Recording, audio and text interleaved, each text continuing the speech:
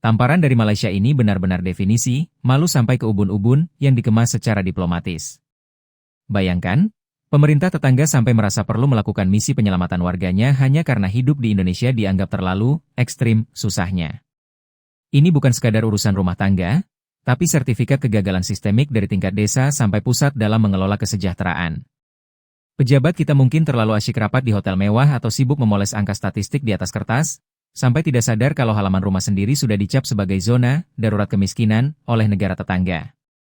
Kalau pemerintah Malaysia saja punya radar sepeka itu buat jemput satu orang, kenapa dinas sosial kita mendadak buta dan tuli saat melihat ribuan warganya sendiri hidup di bawah garis nestapa?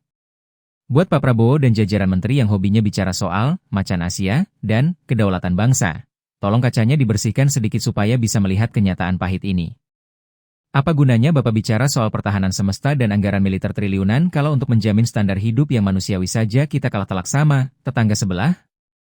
Ini penghinaan bagi narasi Indonesia emas yang sering Bapak banggakan. Bagaimana dunia mau hormat kalau kita malah jadi tempat pengungsian kemiskinan bagi warga asing? Menterinya sibuk apa saja sampai urusan perut rakyat dianggap angin lalu? Berhenti berpidato soal kejayaan bangsa di podium internasional jika pada kenyataannya, hidup di Indonesia dianggap sebagai musibah yang harus dijemput paksa oleh pemerintah luar.